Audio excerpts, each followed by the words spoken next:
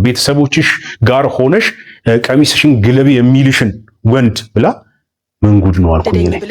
ስለዚህ ቀሚስሽን ግለቢልኝ ካለሽ እሱ ያላባት እናቴ ይፈረድብኝ እናቴን ያለባል እንድትኖር ያደረገ የትልቅ ሰው ልጅ ሆነን እንዳንኖር ያሳጣን ሰውዬ ታቀኝ ታጠቄ እሷ የምታቀኝ አውልቅ ያሉ ሁለት ማንነት ማለት ነው። በሰዓት በጣም ደስተኛ ሆነው ኑሮን እያጣጣሙ ያሉት ሴቶች ከድመት ጋር ብቻቸውን የሚኖሩ በቅድሚያ በማህበራዊ ሚዲያ ላይ ሲንሸራሸር የተመለከትኩትን አንድ የስልክ ቅጂ ላሰማችሁ። አንዳንዶች በቃ አሁን አወራለሁ። ጨርሱ ድል እንዳያመልጠኝ። አይ አይመልጠኝም። ብሩ ከጠየቀኝ ትራንስፈር ላድርግለት። ምን ጥያቄ አለው? ሁሉም እንደ ዘመን ሊጠፋ ሁሉም እንደ ዘመን ሊያልፈው ጌታ በኢየሱስ የጸና ሲሆን ሊገባ ነው ሊያልፍ ነው።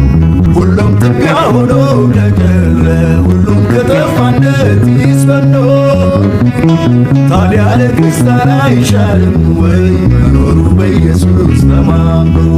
ሰላም ቅዱሳን የእግዚአብሔር ቤተሰቦች እንደምንቆያችሁልኝ የእግዚአብሔር ፍቅር የልጁም የኢየሱስ ክርስቶስ ጸጋና ሰላም ከሁላችን ጋር ይሁን። እንግዲህ ደግሞ እንደገና በዚህ ቪዲዮ ተገናኘን። የእግዚአብሔር ቃል እንደሚናገር ያልጠፋ ነው ከእግዚአብሔር ምሕረት የተነሳ ነው፣ ርኅራኄው አያልቅምና ማለዳ ማለዳ አዲስ ነው፣ ታማኝነት ብዙ ነው ተብሎ በእግዚአብሔር ቃል ላይ እንደተጻፈ ታማኝነቱን ያበዛልን ጌታ ክብር ይበል። እንደገና ደግሞ በዚህ ቪዲዮ ስንገናኝ እንደ እግዚአብሔር ቃል የሆኑ ሀሳቦችን እንድንነጋገር ወደ እናንተ ይዤ ብቅ ብያለሁኝ። እንደተለመደው ላይክ እያደረጋችሁ ሼር በማድረግ ለብዙ ሰዎች እንዲደርስ እንድታደርጉልኝ በጌታ ፍቅር አሳስባችኋለሁ። በቅድሚያ በማህበራዊ ሚዲያ ላይ ሲንሸራሸር የተመለከትኩትን አንድ የስልክ ቅጂ ላሰማችሁ። አንዳንዶች ኤአይ ነው ሲሉ ሰምቻለሁ። ኤአይ ግን በዚህ ደረጃ ድምፅ አስመስሎ ረዥም ደቂቃዎችን ሊሰራ ይችላል ብዬ አላስብም። ይሄ ትክክለኛ የድምፅ ቅጂ እንደሆነ ነው እኔ ማስበው። እጅግ የሚያሳፍር የቤተ ክርስቲያን መሪ እንደዚህ ያደርጋል ብሎ ለማመን የሚያስቸግር በጣም ብዙ ሰዎችን የሚያሳዝን ጉዳይ ደግሞ እግዚአብሔርም ጸሎታችንን እንዳይሰማ በተለያዩ ምክንያቶች እየዘቀጥን እየወረድን ያለንበትን ሁኔታ የሚያሳይ የድምፅ ቅጂን የተመለከትኩት። እስቲ ድምፁን እንስማው አብረን። አሁን ደውሎልኝ ነበር ፖስት ማነው ፕሮፌሽን ወደ ደብረ ዘይት ስለሚሄድ ጋርመንት ጋር ጠብቀኝ ብሎ እዛ እየጠበኩት ነው። ምንድን ነው ነገር? ለምን አላወኩም። ያው እነሱ እንግዲህ ያው እንደምታውቀው በጣም የተወሳሰቡ ናቸው። አዎ እኔ ምንም ያው በዛ ጉዳይ ላይ አወራም ነው አካና ያለ ኦኬ። ግን ምንድነው መሰለህ? እሺ ትልቅ ፖዚሽን ነው፣ ደግሞ ቋሚነት ነው። እሺ አንተ ሹመት አይደለም። እሺ አዲስ አበባን በሙሉ አሁን ማለት አገር እንደመምራት ነው ማለት ነው። እሺ ስለዚህ እኔ በደንብ እንትን በል ተነጋገሩና አዎ ምንም አድርገህ እንትን በለው። አሁን ያው ፋይናሊ እኔ ጋር ይመጣሉ ከውሳኔ። ትክክል ነው። እኔ ደግሞ አይቆይም። አሁን ከኔ ከመሄድ ከነሱ ይምጣ ጥያቄው። ትክክል ነው። ስለኔም ካነሳለ አንተ ምን ትላለህ መሰለህ? እሺ እኔ ከምናገር እናንተ ብትነግሩት ይሻላል። አዎ ትክክል። ደውሎ እንዲነግር ላድርግ። አዎ ደውልና ለፓስተር እንዲያስበና ማለት አለበት። አንተ ምን ትላለህ ባለው ናምበረው። ያው እነሱ ሲመጣ ነው ጥሩ። በጣም ጥሩ። ከዛ ሲቆይ እኔ ደግሞ ተመካከረ ነገራችኋለሁ ነው ብዬ ከዛ በቃ እሱና ቄስ ሀብታሙን ጠርቼ ደብዳቤ ስጡላለሁ። በጣም ጥሩ። በቃ ይኸው አሁን አወራለሁ። ጨርሱ። ድል እንዳያመልጠኝ። አይ አይመልጠኝም። ብሩ ከጠየቀኝ ትራንስፈር ላድርግለት። ምን ጥያቄ አለው? በቃ አሁን ከጠየቀኝ እኮ እሱ ነው የሚመለከተው እኮ ነው አይደለ? ግን እሱ ብቻ አይመስለኝም። አሁን ሌሎችንም እያስተባበረ ያለ መሰለኝ። እሺ የማታ ሰምታ ስለዚህ ኃላፊነቱን ይወስዳል እንዴ? በቃ ዲቴል ጸሐፊው አሁን ኦኬ። እሱ ነው ጸሐፊው ዋናው። ማተም ራሱ እሱ ጋር ያለው ኦኬ። ግን አሁን እንደነገርኩህ ያው እንግዲህ 1 3 4 ምናምን ናቸው መሰለኝ እሺ በዚህ ጉዳይ ላይ የሚወስኑት። እሺ አየህ ለዛ መሰለኝ አሁን በአካል እንገናኛለን እና አውራው ዝም ብለን ሌሎችም ያግዙሃል እንደዛ ነገር እንትን እንዳታረግ። እዛችሁን እንትኗ ላይ ያወሩ ነው የሆነች ነገር ላይ ማታ ዝም ብዬ ያለ መረጃ ማለት ነው። ማታ በጣም ሲከራከሩ ነበር አሉ። የሆነ ሰው አሉ ወሬ ሰጥቼ ነው 5 ልስጣችሁ ምናምን ብሏል አሉ። እሺ ይገርማል። እና ሰው ምንድነው አየህ ነገ መልሶ በሆነ በኩል እንደሚያገኝ ያውቃል፣ ይታወቃል። አዎ ብሏቸው ወስነው ነበር አሉ። እሺ ሌሎች ናቸው መስፍን አልነበረበትም። ሌሎቹ እንደዛ ወስነው በኋላ ላይ መስፍን እሱ ጋር ደውሏል መሰለኝ ሚራክል። አዎ ደውሏል ባለፈው። በቃ ስለዚህ አሁን የሆነ ሰው ነው ደውሎልኛል መጀመሪያ ከእሱ ጋር ላውራ ብሎት መሰለኝ። ስለዚህ አንተ አሁን ዝም ብለህ ስማውና ሚራክል በቃ እንግዲህ የምትችለውን የምታደርገው ደግሞ ከምትችለው በላይ ሞት መሸስ እንደዛ ነገር ያው ይሄም ያው የወር ደመወዝ ነው ታውቃለህ ሁሉንም ነገር ይሄንንም ፖዚሽኑ መሰረት እግዚአብሔር ይሄን ቦታ ተሰጠፈለው በኢየሱስ ስራ እንዳይመስልህ ያው እግዚአብሔር አንተን ሰጥቶኛል እየተመካከርን እንሰራለን እንግዲህ ስራ እንዳይመስልህ በቃ በጣም ብዙ ስራ የምትሰራበት ነው ማአት ስራ የምትሰራበት ነው ማአት በጣም ጥሩ እና ፖዚሽኑ ትልቅ ነው ገንዘብን በጣም ታገኛለህ እሺ ስምም ደግሞ ጥሩ ነገር ስም ራሱ ትክክል ነው እኔ አሁን ከነቢያት ቸርች መውጣት ፈልጋለሁ ይገርማል ፓስተርዬ ወጣ እንደውም አንተ የምታደርገው አጠቃላይ ምንም እንደነከር ነገር ምንም አይጠቅምም የቸርች ፕላንት ማለት ነው እሺ አንተ ቀጥታው እዚህ ልካት በኋላ ወደ አንድ ነባር ቸርች ላይ አባል ነግባ አንድ ነባር ቸርች ላይ ከፈለክ ዝም ብለህ አባል ነው ትገባለህ አሁን ለጊዜው ለነዚህ የነ እስራኤል ህብረቱ አንድ ስም ሰዳርገ አንድ ሰው ታስቀምጥላቸውና አንተ ወደ አንዱ ቸርች መግባት ነው ትክክል ነው ጊዜ የለህም የግል ቸርች ለመምራት በነገራችን ላይ ለመምራት ካልሆነ ደግሞ የራስን አንድ ቸርች ይዘህ ወደ አንድ ህብረት ትገባና በዛም መቆየት ትችላለህ ትክክል አማራጭ አለ ብትፈልግ ወደ ነባር ቸርች አባልነት መግባት ነው እሺ ካልፈለክ ደግሞ የራስን ቸርች እየመራ አንድ ህብረት ላይ አባል ትሆናለህ ልክ በዚህ በኢንተርናሽናል ፔንቴኮስታል አባል ትሆናለህ አባል ብቻ ነው ግን እስራኤል ዳንሳ ምናምን የሚለው ነገር አቁሜያለሁ በቃ እኮ ባለፈው ከነሐሴ 50 ማነው ከ30 በኋላ አይጠቅመኝም ስሙ ራሱ በጣም ከባድ ነው እዛ ነኝ ማለቱ ራሱ እስራኤል ዳንሳ ጋር ነኝ የሚለውም አይጠቅምም በቃ ይሁን ለጊዜው እንዳልከኝ ለጊዜው መቶ አዘጋጅቻለሁ ቀጣይ ደግሞ አንድ አስፈላጊነቱ ከዛም ብዬ ደግሞ ጨማምራለሁ አንተው በቃ ዝም ብለህ እና ልጅ ከሚኖረን ይልቅ ድመት ይሻላል ብላ የተናገረች አንድ ሴት ሰምቻለሁኝ እንግዲህ ቪዲዮን እንስማውና እንደ እግዚአብሔር ቃል እንነጋገራለን አሁን ሰዓት በጣም ደስተኛ ሆነው ኑሮን እያጣጣሙ ያሉት ሴቶች ከድመት ጋር ብቻቸውን የሚኖሩ ናቸው በስነ ልቦና በአካል በውበት በጤንነት እያሽቆለቆሉ ያሉት ዲፕሬሽን ውስጥ እየገቡ ያሉት ደግሞ ባልና ልጆች ያላቸው ሴቶች ናቸው እንግዲህ እንደሰማችሁት ነው አንድ ልጅ ጥያቄ ሲጠይቃት ሰማሁኝ በማህበራዊ ሚዲያ ላይ አንቺ ሌዝቢያን ካልሆንሽ ውጪና በእንግሊዘኛ ሌዝቢያንን እቃወማለሁ ብለሽ ቪዲዮ ስሪ በቃ ያኔ ሌዝቢያን አለመሆንሽን በዛ እናረጋግጣለን የሚል ሐሳብ ሲጠይቃት ሰምቻለሁና እንዳልሰማ ነው ጭጭ ያለችው ያው በጣም ብዙ ቪዲዮ የተለቀው በጣም ብዙ ሲከራከሩባቸው ሰምታችኋል ግን አሁን የተናገረችውን ነገር ቃል በቃል እንደሰማችሁት ነው አንድ ሴት ከድመቷ ጋራ ስትኖር ይሻላታል ከባልና ከልጆች ጋራ ከምትኖር የሚል ሐሳብ በግልጽ ነው የተናገረችው እንግዲህ ምናልባት እሷ ከሰዎች ይልቅ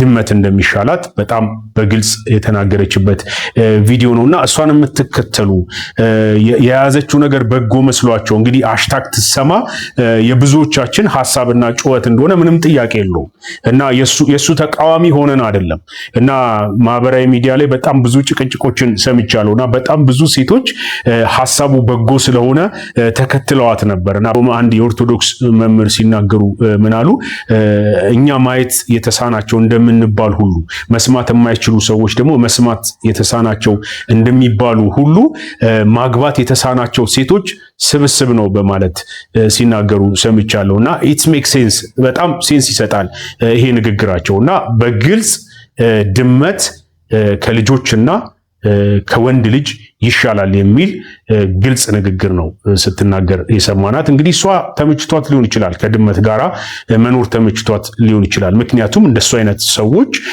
ከአውሬ ጋራ በጣም ተስማምተው ይኖራሉ ከሰው ልጅ ጋራ ግን በፍጹም አይኖሩም በተቃራኒው ደግሞ በተመሳሳይ ጾታ ውስጥ ግን አብረው ይኖራሉ ይሄ ደግሞ በእርግጠኝነት ማንሳት የሚፈልገው ነገር አጋንንታዊ አሰራር ነው እንደምታስታውሱት ወደ ሎጥ ጋራ እነዛ ጌ የሆኑ ሰዎች ገብተው ነበርና ወንዶች ሲገቡ አይተናል እና አውጣቸው እንገናኛቸዋለን ብለው አሉት ይላል መጽሐፍ ቅዱሳችን እና ወንድ አይተው የማያውቁ ሴቶች አሉኝና እነሱ ልስጣችሁ እንደፈለጋችሁ አድርጉባቸው ግን እንግዶቼን እንደሱ እንዳታረጉብኝ ብሎ እንደተከላከለ እነሱ ግን በፍጹም እንዳሉ ግድ እንዳሉ እና አንድ አጋጣሚ ግን መላእክት ስለነበሩ የሆነውን ታሪክ ታውቃላችሁ ያው ሰዶምና ገሞራንም እግዚአብሔር በእሳት አጥፍቷታል እና የእግዚአብሔርን ቁጣ ሊያስነሳ የሚችል ነገር እያቀነቀኑ ያሉ ሃይማኖትን ከሰው ልጆች ለማስጣል እያቀነቀኑ ያሉ ነገር ግን በግልጽ ማለት እንደሰማችኋት በጣም በነፃነት ነው እየተናገረች ያለችውና ከድመት ጋር የሚኖሩ ሰዎች በጣም እያማረባቸው ከሰው ጋር የሚኖሩ ሰዎች ግን እያሽቆለቆሉ ነው ያሉት የሚል ንግግር ነው የተናገረችውና እንድንነቃ ያስፈልገናልና በነገራችን ላይ ከዚህ ጋር በተያያዘ ለሴት እህቶች አንድ ሴት ስትመክር የሰማሁት ቪዲዮ አለ። እሱን ቀጥዬ ማስደምጣችሁ ነው የሚሆነው። ከዛ በፊት ግን የአባቴን ገዳይ ፊት ለፊት ተመልክቼው በጣም አዘንኩለት፣ አለቀስኩለት ያለ ሰው ሰምቻለሁና እንዴት ይህንን ቻለው የሚለውን እስቲ እንመልከትና ወደ ሌሎቹ ቪዲዮዎች እንሄዳለን። አባቴን የገደለውብኝ ሰውዬ ችግሩ እላው ላይ ሽንቱን እየተሸና እየተጸዳዳ ሁለት ልጆቹ 12ኛ ክፍል ሊፈተኑ ሲሉ በጭስ ታፍነው ሞተውበት እሷ ጋር ቆሞ አየሁት። ምን ይሻላት ሙጫን ከእኙት ያላት ከእኙት ሙጫን አላት። አባቴን ነው የሚመስለው የገደለውን አባቴ ይቅርታ ማድረግ ብላችሁ ካሰባችሁ እንዴት ለአባቱ ገዳይ እንዴት ሊያለቅስለት እሰይ ከማለት ፈንታ ለሱ እንዴት አለቀሰለት ብለን ስናስብ ጌታ ካግኝቶታል እና የጌታ በመሆኔ እጅግ በጣም ደስ የሚለኝ ለዚህ ነው። ልባችንን ይቀይረዋል። ታስታውሳላችሁ በሕዝቅኤል ላይ የድንጋዩን ልብ አወጣና የሥጋ ልብ ሰጣችኋለሁ አለ። ሐዋርያው ጳውሎስ ደግሞ በአዲስ ኪዳን እኛስ የክርስቶስ ልብ አለን አለ። በመሰረቱ ይቅርታ ለማድረግ ሰውየው ሳይሆን የሚጎዳው እናንተ ራሳችሁ ነው የምትጎዱት። ይቅርታ ላደረጋችሁ ማለት ቁስሉ በየቀኑ በየዕለቱ እናንተን እየጎዳችሁ ይቀጥላል ማለት ነው እና ስትተው ያንን ነገር ይቅርታ አድርጋችሁ ከውስጣችሁ ስታወጡት ኮምፕሊትሊ ፈውስ ታገኛላችሁ። ይሄ የእግዚአብሔር አሰራር ነው፣ የእግዚአብሔር አሰራር ነው እና ይቅርታ ማድረግ ደግሞ ውዴታ አይደለም፣ ውዴታ እኮ አይደለም፣ ግዴታ ነው። እና አባታችን ሆይ ጸሎት ስንጸልይ አንዱ ጌታ ኢየሱስ ክርስቶስ በዛ ውስጥ ያስቀመጠው የይቅርታ መንገድ በጣም ነው ያስደንቀኝ። ከዚህ በፊትም አንስቼው እንደነበር አስታውሳለሁ። እና ምን በማለት ነው? እኛም የበደሉንን ይቅር እንደምንል በደላችንን ይቅር በለን። ምናልባት ይቅር ማለት የከበዳችሁ ሰዎች፣ በጣም በቅርብ ሰው የተጎዳችሁ ሰዎች፣ እያለቀሳችሁ እያነባችሁ ጉዳዩን ባስታወሳችሁት ቁጥር ህመም እየሆነባችሁ ያላችሁ ሰዎች እስቲ ይህንን ነገር አስቡት። እኛም የበደሉንን ይቅር እንደምንል በደላችንን ይቅር በለን ብላችሁ ጸልዩ አለ ጌታ ኢየሱስ ክርስቶስ። እኛ የበደሉንን ይቅር ካላልን ግን በደላችንን ይቅር አትበለን ማለት እኮ ነው። በተቃራኒው እንደዚህ አድርጎ ማየት ያስፈልጋል። መጀመሪያ እኛ የበደሉንን ይቅር ማለት እንዳለብን ነው ይሄ ጸሎት የሚያሳስበን። ጌታ ኢየሱስ ክርስቶስ የሚያደርጉትን አያውቁምና ይቅር በላቸዋል። እየወጉት፣ እየዘበቱበት፣ እየተፉበት፣ እያሾፉበት ለሀፍታ ትንፋሽን ሰብሰብ አድርጎ ይዞ ሊያጠፋቸው ሲችል ስለ ሁላችን ኃጢአትና በደል በመስቀል ላይ የተቀጣ ግን የሚያደርጉትን አያውቁምና ይቅር በላቸው አለ። እስቲ ቀጣዩን ቪዲዮ እንመልከት። ዙር ተሳክቶልኛል በዚህ ዓመት ለምን በለኝ። እነሱ ኦልሬዲ በርተው ሊጠፉ ያሉ ሻማዎች ናቸው። እዚህ ገና ያልተለኮሰ አዲስ ሻማ አለ። አዲስ ትውልድ አለ። አዲስ አለ። አሁን እኔ እነሱ ሌላ ትልልቁ ምናምን ኦልሞስት በቃ ግማሽ ሆነናል። እነዚህ ግን አዳዲስ ናቸው። በዚህ ትዳር መፍረስ በዋነኛነት የሚጎዱት እነዚህ ህፃናት ልጆች ናቸው። ሁለት ሴቶች ልጆችና አንድ ወንድ ልጅ። ትዳርን ቤተሰብ የሚባለውን ተቋም አጋንንት አይፈልገውም ማፍረስ። ምክንያቱም መጽሐፍ እንደምንናገር ሌባው ሊሰርቅ ሊያርድ ሊገድል ይመጣል እንደሚል ማለት ነው። እና አንተ ተሳክቶልኛል። እንኳን ደህና መጣ። እንኳን ደህና ቆያችሁ። ምን አልሽ? ወደ መልካም ወጣት እንሂድ ብሎ ሲልሽ በጣም ደስ አለኝ። እሱ እንደዚህ አይነት ቤተ ክርስቲያን ይመጣል ብዬ አላሰብኩም። ይመጣል ብዬ አላሰብኩም። ኃይለኛ ነው ባለቤትሽ? አዎ በጣም መንግስት ነው። አዎ። እሺ። እና ጓደኛው ነው ጋበዘው። ከዚህ በፊት ህይወታችን በጣም የሚያስጠላ ህይወት ነው። ብጥብጥ ነበረ። እስከ ፍርድ ቤት ድረስ ሄደን ተፋተን 2 ዓመት ተኩል ይሆናል ማለት ነው ከተፋተን። ልጆቻችን ተበተነ። ቤተሰብ ጋር በቃ ያለው ግጭት ከባድ ነበረ። በአባ ገዶች ሁሉ ልንታረቅ አልተቻለም። በሽማግሌዎች ልንታረቅ አልተቻለም። ከዛ ባሰ በቃ ምንም ማድረግ አልችልም ብዬ እዛ ፍርድ ቤትም ደግሞ ወሰነው። በቃ ማን የከሰሰው? ፍርድ ቤት? አንቺ ነሽ? እሱ መጀመሪያ እኔ ነኝ የከሰስኩት። ከዛ እሱም ደግሞ ቀጠለ።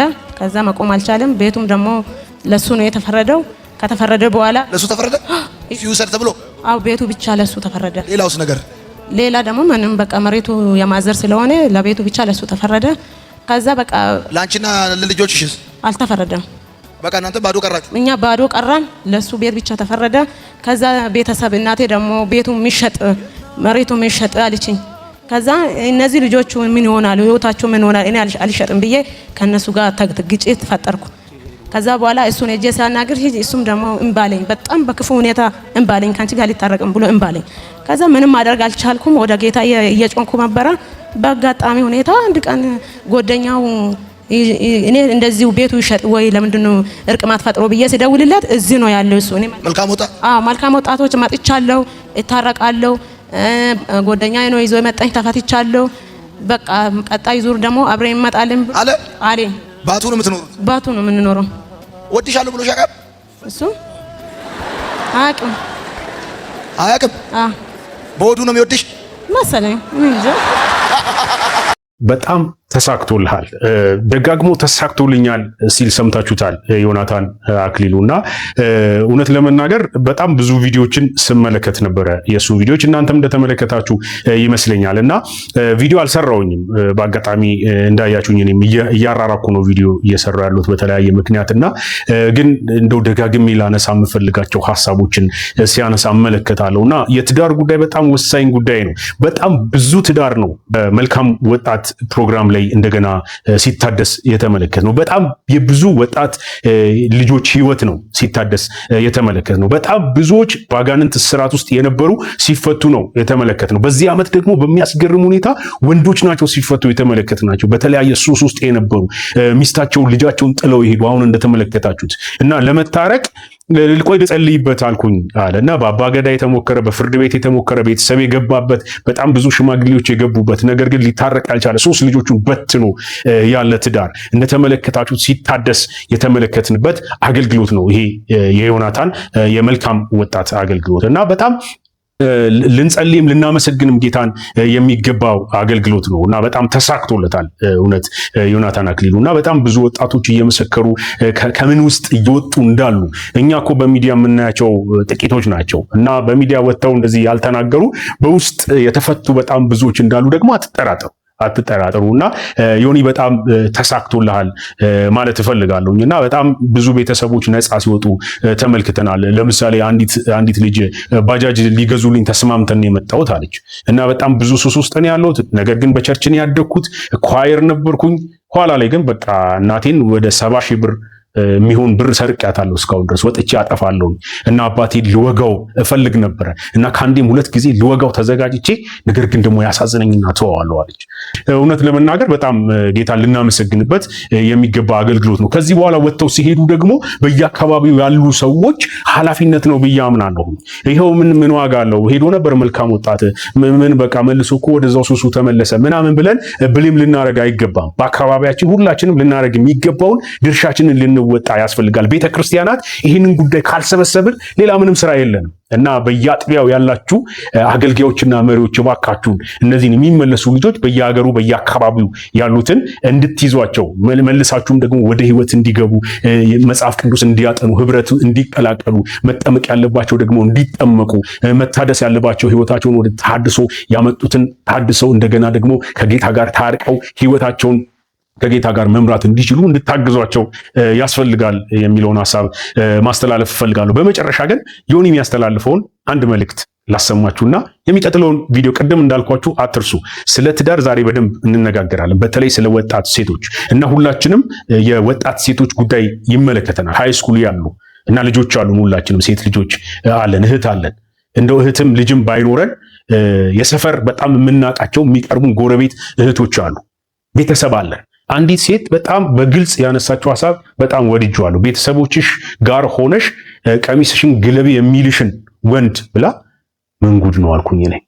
ስለዚህ እሱን ቪዲዮ እንሰማለን። እስኪ የዮኒን መልእክት ላሰማችሁና ወደሚቀጥሉት ቪዲዮዎች እንሄዳለን። ቀጠሮ ለምን ትሰጣለህ? ለምን አሁን ማትታደስ? መጣል ያለብን ነገር ለምን አሁን አትጥልም? መተው ያለብን ለምን አሁን አትተው? መጀመር ያለብን ለምን አሁን አትጀምርም? ለምንድን ነው ለመታደስ ቀጠሮ የምትሰጠው? ሴጣን የመጨረሻ ቤስት ስትራቴጂው ምን እንደሆነ ታውቃለህ? ቆይ ነገ ነው። አዲስ ነገር ልጀምር ስትል ሴጣን እንዲህ ይላል፣ ቆይ ነገ ይላል። ምን ታካብዳለህ ይላል። ዛሬ ከነገ ምንድነው ልዩነቱ? ዛሬ ጠላት ነገ ወዳጅ የሚሆነው ምን ስለሆነ? አዲስ ነገር መጀመር ስትፈልጉ፣ ህይወታችሁን ማደስ ስትፈልጉ በፍጹም ማቆም ያለብን ነገር ቢኖር ቀጠሮ መስጠት።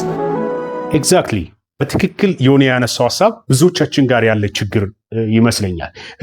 ሱቅ ላይ ብዙ ጊዜ የሚለጠፍ ማስታወቂያ ታውቃላችሁ፣ ዱቤ ነገ ብለው ይለጥፋሉ እና በጣም ብልጥ ነጋዴዎች ናቸው ይህን የሚለጥፉት። ነገ ስትመጡ ነገ ይላቸዋል ማለት ነው። ራሱ ማስታወቂያው ምን ይላቸዋል? ነገ ይላቸዋል። ነገም ስትመጡ ነገ ይላቸዋል ማለት ነው። ስለዚህ ሰይጣን የሚጠቀምበት ስትራቴጂ ምንድን ነው? ዛሬውኑ ተነስታችሁ እንዳትስሩ ነገ ይላቸዋል ማለት ነው። ምን አስቸኮለህ? ትደርስበታለህ በማለት ህይወታችሁን ወደኋላ ይጎትተዋል። ስለዚህ ዮኒ ሲናገር እንደነበረው ትላንትና ጠላት የነበረው ዛሬ ወዳጅ ሊሆን አይችልም። ስለዚህ ዛሬውኑ ቆርጣ እንድትነሳ ያስፈልጋል አለ ጌታችን ኢየሱስ ክርስቶስ ሲናገር ምን አለ? ቀን ሳለ የላከኝን ስራ ላደርግ ይገባኛል፣ ማንም ሊሰራ የማይችልባት ሌሊት ትመጣለች በማለት ተናገረ። ወንድሜ ሆይ ለመለወጥ ትፈልጋለህ? ነገ አትለወጥም። ዛሬውኑ ለመለወጥ ተነሳ። ነገ ሌላ ቀን ነው። ነገ ያንተ አይደለም። እግዚአብሔር ዛሬን ሰጥተዋል። ዛሬ አሁን ባለህበት ጊዜ ለመለወጥ ተነሳ። ከጎን ያሉ ጓደኞች የሚጎትቱ ከሆነ እነሱን ተዋቸው። ሁኔታ የሚጎትት ከሆነ ሁኔታውንም ተወው። ስለዚህ አንተ ጨክንና ለመለወጥ ተነሳ። እግዚአብሔር ደግሞ ከጎንህ ይቆማል። ወደ ቀጣዩ ቪዲዮ እንሄዳለን። ቅድም ያልኳችሁ እንዳለ ነው። አሁን ግን አስቀድሜ ላሰማችሁ የፈለኩት በጣም ጥሩ አባባል ነው። ነገር ግን ከመንፈሳዊ ህይወታችን ጋር አያይዞ ይሄ ወንድማችን ያቀረበውን ሐሳብ እስቲ ላስደምጣችሁ። ለሚስታቸው ሲሽቆጠቆጡና ሲደነግጡ ያየ ገብርዬ የተባለ የጦር አዛዣቸው አጼ ቴዎድሮስን ምን ነው ጃንሆይ አላቸው። እንዲያያቃቸውምና አይ አሉ፣ አንተ የምታቀኝ ታጥቄ እሷ የምታቀኝ አውልቄ ያሉ ሁለት ማንነት ማለት ነው፣ በሚስት ፊትና በሰራዊቱ ፊት ማለት ነው። ይሄ የዘመኑ ክርስትና ማሳያ ነው። ቸርች ስንሄድ ሁላችንም ሰባኪውም ምዕመኑም አጥልቆ መንፈሳዊነትን መስሎ ትንቢት ካለ መዝሙር ካለ ሃሌሉያ ቃና ንግግር ተለውጦ ደግሞ ኑሮ ጋር ሲመጣ ጥቅም ጋር ስንገኝ አውልቀን ክርስትናን ክርስቶስን ያ አሳዩ የተባልነው የጽድቅ ልብስ ጥለን በተለይ በእኛ ዘመን እኔ ሚስት ወይ የቅርብ ጓደኞች እሱ ክርስቲያን ነው ብሎ የመሰከሩለት እሱ እውነተኛ ክርስቲያን ነው። ከዛ ውጪ ግን እግዚአብሔር በእውነት ይርዳን። መጽሐፍ ግን ክርስቶስን ልበሱት ነው። በአብ ፊት ለብሰን የታየንበት የጽድቅ ልብስ የዳንበት መድኃኒት፣ በሰው ፊትም ለብሰን የምናሳየው ሰዎች ወደሱ እንዲመጡ ምን ጋብዘው እዩት፣ ተመልከቱት፣ እኔ መስሏለሁ ምንለው ልብሳችን እንዲሆን እግዚአብሔር ይርዳን። ተባረኩ። ጥሩ ምክር ነው። እንግዲህ ከመንፈሳዊ ህይወት አንጻር ስንነጋገር እንድንለብስ የተፈለገው አሮጌውን አውልቀን ነው። አሮጌውን ካውልቅን በኋላ ክርስቶስ ኢየሱስን ልበሱት ይላል መጽሐፍ ቅዱሳችን ሲናገርና ስለዚህ እኛ አሮጌ ማንነት አለን። ጌታን ከማወቃችን በፊት ያለ ማንነታችን ያው ሁላችን እንደምናውቀው አሮጌ የሆነው ማንነታችን ነው። እሱ ማንነታችን ደግሞ ሁልጊዜ ብቅ እያለ ያስቸግረናል። ለምሳሌ ባህሪያችን የሆነ እግዚአብሔር የማይወደው ነገር ምናረግ ከሆነን ያ ባህሪያችን ድንገት በመሃል በስጋችን ውስጥ ብቅ እያለ ይፈትነናል፣ እንቸገራለን። እና ቸርች ስንመጣ ግን በጣም ብዙ ጊዜ ታጥበን ንጽት ብለን መጽሐፍ ቅዱሳችንን ይዘን በሚያዩን ፊት ደግሞ በጣም ጨዋ ሆነን ነው የምንገኘው እና ያንን ማንነታችንን ስንወጣም እንድንደግመው ያለ መልእክት ነው። እንግዲህ የጃንሆይን ሐሳብ ሰምታችኋል። በሚስታቸው ፊት የሆኑትና በሰራዊቱ ፊት የሆኑትን እንደ ምሳሌ ነው የተጠቀመው ይሄ ወንድማችን። ስለ ቅድስት ድንግል ማርያም ድንግልና ከወለደችም በኋላ ከመውለዷን በፊት አሁንም ለዘላለም ድንግል ነች ብለው የጠቀሱት መጽሐፍ ቅዱሳዊ ሐሳብ አለ። እውነት ይሄ ቃል እነሱ እንዳሉት ነው ወይ የሚለውን እስቲ እንመልከተው። ከወለደች በኋላ ለምን ድንግል ናት ትላላችሁ? ይሄንን የሚሰማም ኦርቶዶክሳዊ ግራ እንዳይጋባ በጣም በአሳማኝ የመጽሐፍ ቅዱስ ጥቅስ እንድታረጋግጡልን እንፈልጋለን። የመጀመሪያ ከመጥናቷ በፊት በጸነሰችውም ጊዜ ከጸነሰችውም በኋላ ከመውለዷ በፊት በወለደችውም ጊዜ ከመውለዷም በኋላ እመቤታችን ድንግል ማርያም ድንግል ናት። ትንቢተ ሕዝቅኤል ምዕራፍ 44 ቁጥር 1 ላይ እንዲህ ይላል። ነብዩ ሕዝቅኤል በራእይ ሲመለከት ወደ ምስራቅም ወደሚመለከተው በስተውጭ ወዳለው ወደ መቅደሱ በር መለሰኝ የሚያሳየው መልአክ። ያ ቤተ መቅደስም ተዘግቶ ነበር። እግዚአብሔርም እንዲህ አለኝ፣ ይህች በር ተዘግታ ትኖራለች እንጂ አትከፈትም፣ ሰውም አይገባባትም። የእስራኤል አምላክ እግዚአብሔር ገብቶባታልና ተዘግታ ትኖራለች። ይህች ቤተ መቅደስ ሕዝቅኤል በራእይ ያያት መልአኩ ያሳየው እግዚአብሔር ወልድ 9 ወር ከ5 ቀን በማኅፀኗ የተስተናገደባት ያደረባት እመቤታችን ድንግል ማርያም ናት። የለም ይህች ተራ ቤተ መቅደስ ናት ካሉ እግዚአብሔር የገባባት ሰው ያልገባባት ቤተ መቅደስ በእስራኤል ምድር ያሳዩ። ሰው ላይወጣበት ላይገባበት ቤተ መቅደስ እንዴት ይሰራ? ቤተ መቅደስ እንደምናውቀው እግዚአብሔር አምላክን ወጥተን ገብተን የምናመልክበት ነው አይደል? የተሰጠውን ምላሽ ሰምተናል እና እሳቸው የጠየቁ ጥያቄ ምንድነው? ተራ ቤተ መቅደስ ናት ከተባለ እቺኛዋ ቤተ መቅደስ የትኛዋ ናት ብለው ነው የጠየቁትና ሲጀመር ተራ የሚባል ቤተ መቅደስ የለም እና እሳቸው እንዳሉትም በእስራኤል ምድር ማንም ያልገባበት ቤተ መቅደስ ተብሎ በዚህ በሕዝቅኤል በራእይ ያየው ላይ የታለ ተሰርቶ አያውቅም ብለዋል። እውነታቸውን ነው። ተሰርቶ አያውቅም። ሰው ያልገባበት ያልወጣበት ቤተ መቅደስ ተሰርቶ አያውቅም። እሱ ትክክል ነው። ግን ክፍሉ እያለ ያለው በጭራሽ ሰው አልገባበትም እያለ ነው ወይ የሚለውን እስቲ ክፍሉን እንመልከተው። ቁጥር 1ን እሳቸው አንብበውታል። ቁጥር 3 ግን ዝቅ ስንል አለቃው ግን ምን ይላል? ይገባልም ይወጣልም በማለት ነው የተናገሩት። እንግዲህ ቅድስት ድንግል ማርያም ነች ካሉ ገብቶ ድጋሚ እየገባ እየወጣ ነበር ወይ?